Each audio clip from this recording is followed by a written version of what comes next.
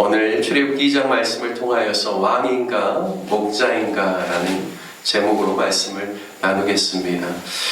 오늘 우리가 읽은 출애굽기 2장 말씀에 이제 모세가 등장합니다. 바로 왕이 이스라엘 백성들의 수가 계속해서 증가하고 이스라엘이 강하여지기 때문에 산파를 통하여서 남자 아이들을 죽이려 했지만 그러한 뜻이 뜻대로 잘 되지 않게 되자 극단적인 방법을 선택합니다. 극악한 방법이죠. 남자아이가 태어나면 무조건 나일강에 던지라라는 그런 명령입니다. 모세가 태어났으나 그의 어머니 요게벳은 이러한 상황 속에서 아이를 근심스럽게 바라보는 것이 아니라 하나님이 주시는 마음으로 아이를 바라보고 그가 잘생긴 것을 보았습니다. 오늘 출애굽기 2장 말씀에서는 2절에 그가 잘생긴 것을 보고 라고 이렇게 되어 있지만요, 히브리서 11장 23절 말씀에 보면 믿음으로 모세가 낳았을 때 그 부모가 아름다운 아이임을 보고 석 달 동안 숨겨 왕의 명령을 무서워하지 아니하였으며 라고 기록되어 있습니다. 그 부모가 그 아이가 아름다운 아이임을 보았다 말씀합니다. 그리고 그 앞에 단서는 믿음이라고 되어 있습니다. 즉 믿음의 눈으로 그 자녀를 보았다는 것이죠. 지금 모세가 태어난 시점은 나일강에 던져서 죽여야 되는 시점이지만 그 아이를 근심스럽게 왜 이제 태어났니? 라고 하는 것이 아니라 그 아이가 참으로 잘생긴 아이, 하나님의 눈으로 보았을 때 너무나 아름다운 아이임을 보았다라고 말씀합니다. 그래서 왕의 명령을 무서워하지 않고 하나님이 이 아이를 최선을 다해서 나에게 양육하라고 맡기셨는데 내가 할 수 있는 데까지 이 아이를 양육하고 그리고 안 되면 하나님의 손에 맡기리라, 이러한 마음을 먹었다는 것을 우리가 충분히 짐작할 수 있습니다. 그리고 태어난 모세를 보면서 하나님의 뜻을 실행할 앞으로 하나님의 존귀한 사람이 될 것이라는 그런 기대와 소망을 가지고 아이들이 있는지를 수색하는 그러한 자들의 눈을 피하여 숨길 수 있을 때까지 아이를 돌봅니다. 그리고 이제 석 달이 지나고 아이의 울음소리가 커지고 더 이상 아이를 숨겨 놓을 수 없을 시점이 되었을 때 오늘 보니까 갈대상자를 엮어서 그 위에 모세를 태우고 그리고 나일강으로 띄워보내는 그러한 일을 하였던 것을 오늘 말씀을 통해서 알 수가 있습니다. 우리가 아이들을 어떻게 바라보는가는 참 중요한 것 같습니다.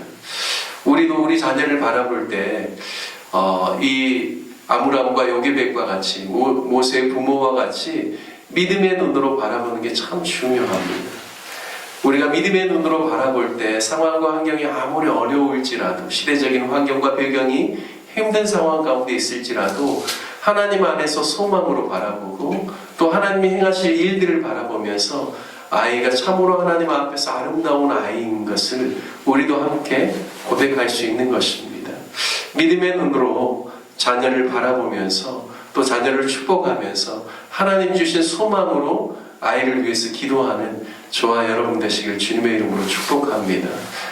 사람이 어리고 연약해 보이지만 하나님께서 역사하실 때는 놀랍게 변화되고 또 하나님의 뜻을 행하기에 부족함이 없는 그런 믿음의 사람으로 세워진다는 사실을 우리가 믿고 늘 자녀들을 바라볼 때, 특별히 또한 교회 안에 있는 우리의 영적인 후손들을 바라볼 때 하나님의 위대한 사람으로 저들이 세워질 것을 믿고 믿음의 눈으로 바라보고 축복하는 저와 여러분 되시길 주님의 이름으로 축복합니다. 모세의 부모는 3개월 동안 아이를 숨겼습니다. 아이의 울음소리가 커지고 더 이상 숨길 수 없을 정도가 되었을 때 그리고 갈대상자를 가져다가 역청과 나무진을 칠하고 아이를 거기에 담아 나일강에 띄어보냈습니다. 그리고 그의 누이 미리암이 어떻게 되는지 보려고 따라갑니다. 놀랍게도 바로의 딸이 목욕하러 나왔다가 갈대상자를 발견하였는데 시녀를 보내서 갈대상자를 가져오게 합니다. 마침 갈대상자를 열어보니 바로 모세가 그 딱 시점에 웁니다. 그래서 그 울음소리를 듣고 바로 왕의 이제 그 딸이 그것을 보면서 불쌍히 여겨서 자신의 양자로 데려다가 이제 키웁니다. 그러면서 이름을 물에서 건져냈다라고 해서 모세라고 짓게 되는 것이죠. 이제 모세는 그 바로의 공주의 그냥 그의 아들로서 입양되어서 자신의 신분이 이제 왕가의 자손이 되는 겁니다. 물론 그가 자라는 동안 그의 유모로 이 요게벳이 미디안이 따라가서 유모 이제 젖을 먹일 유모가 필요하기 때문에 그 공주에게 자신의 어머니를 추천하죠. 그래서 결국에는 모세를 낳은 어머니가 유모가 되어서 젖을 먹이게 됩니다. 이제 그러다 보니까 모세가 어렸을 때 엄마를 통하여서 젖 먹이는 유모를 통하여서 히브리 민족의 정체성을 배웠다라는 사실을 우리가 충분히 알 수가 있습니다. 그러면서도 그가 왕가의 바로의 왕의 그러한 그 궁 안에서 컸기 때문에 당연히 애굽의 학술과 언어와 모든 것을 다 배웠던 것이죠. 그래서 사도행전 7장에 스데반이 이스라엘의 역사에 대해서 간략하게 설교하는 내용이 나오는데요. 그 7장의 내용에 보면 분명하게 스데반이 뭐라고 하냐면 모세가 애굽의 학술과 언어를 배워서 그 모든 것에 능하였다라고 말합니다. 그러니까 이제 그가 40세가 되었을 때 모세는 정말 왕가에서 모든 지도력을 다 배운 사람이 된 것이죠. 언어에도 능하고 학술에도 능하고 그리고 지도자로서 사람들을 이끌기에 부족함이 없는 사람으로 온전히 이렇게 성장하게 됩니다. 그런데요, 이제 그가 어떤 마음의 계획을 가지고 그의 형제 이스라엘 자손을 돌보려고 마음을 먹고 애굽 사람을 쳐 죽이는 사건이 나옵니다.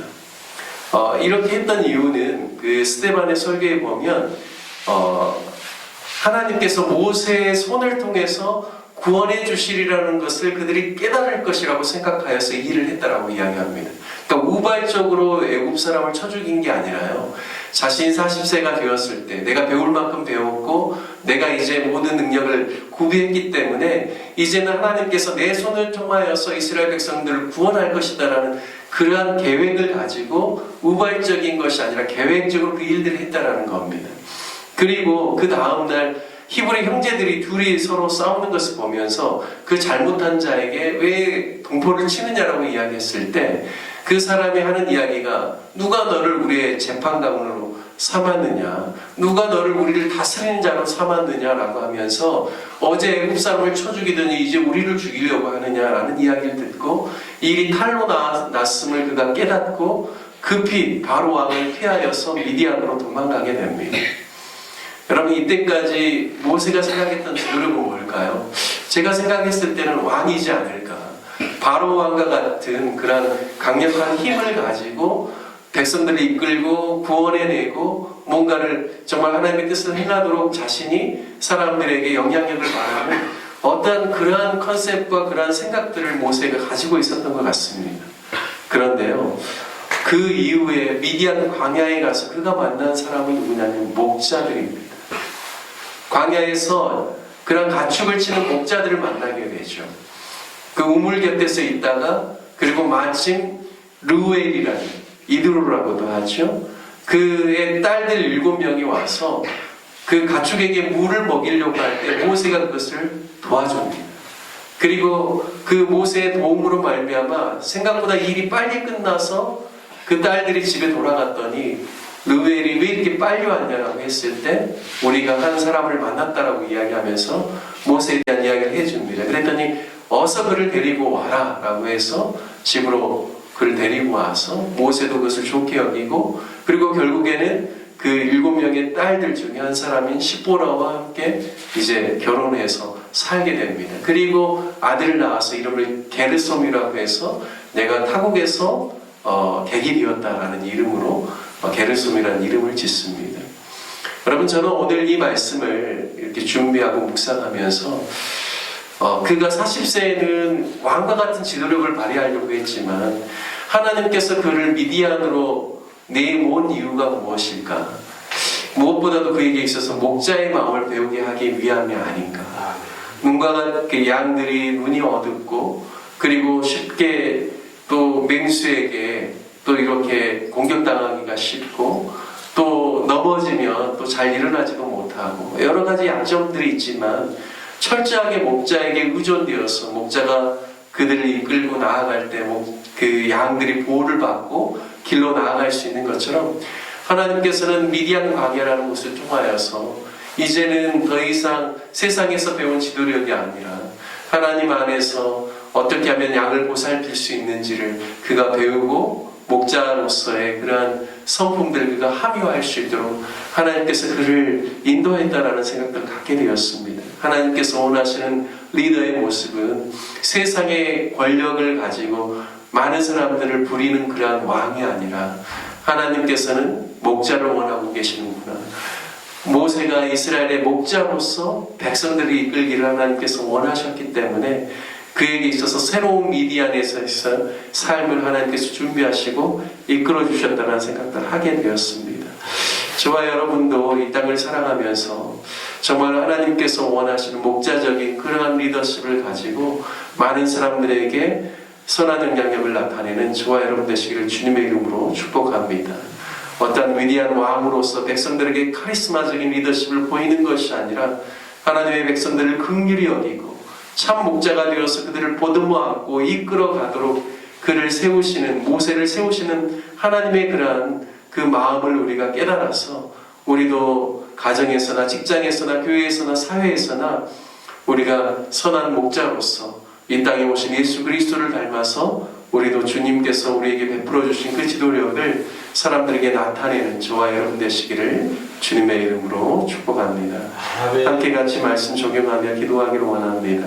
선한 목자이신 예수님처럼 우리도 목자로서의 마음과 성품을 가지고 오늘 하루를 살아갈 수 있도록 기도하기를 원합니다. 세상의 권위주의적이고 유압적인 리더십을 버리고 목자와 같이 섬기고 이끌고 세우는 리더십을 갖게 해달라고 함께 같이 기도합시다. 우리 교회를 위해서 기도할 때는 오늘 수요 저녁 예배가 있습니다.